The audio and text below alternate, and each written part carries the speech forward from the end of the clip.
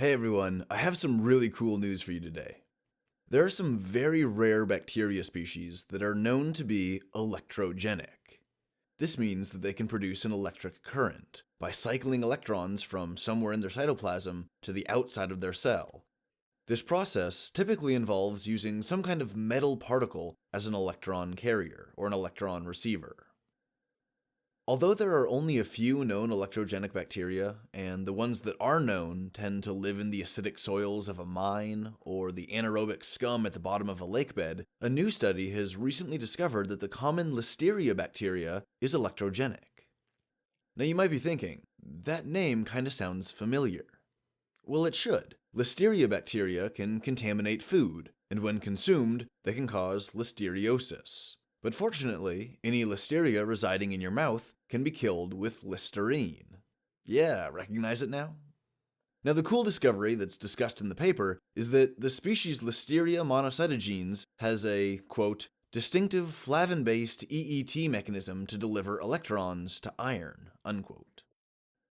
The EET refers to extracellular electron transfer, which is the process of electrons being pumped out of the cell.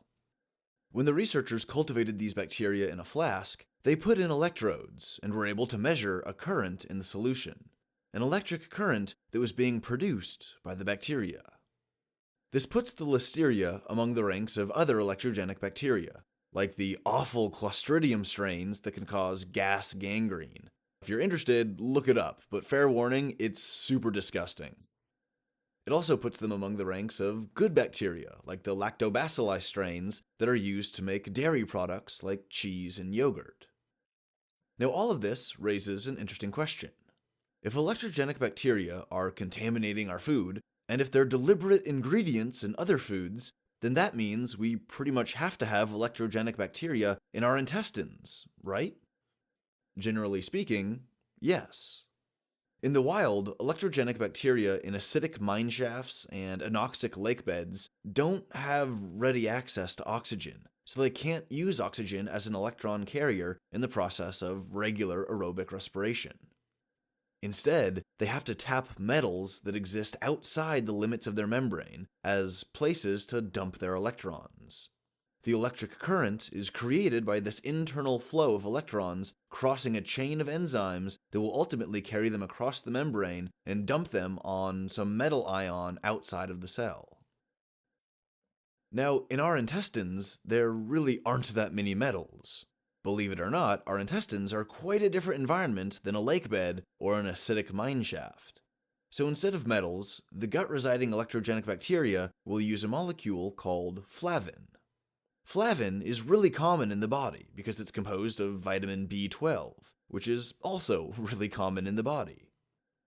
Even though the gut electrogenic bacteria are using flavin instead of metal ions, flavin is a sufficient enough electron receptor that these bacteria can still generate a similar amount of electricity to their metal-using cousins, which is approximately about 500 microamps. Dr. Samuel Light is the first author of the study, and he said, quote, "It seems that the cell structure of these bacteria and the vitamin-rich ecological niche that they occupy makes it significantly easier and more cost-effective to transfer electrons out of the cell.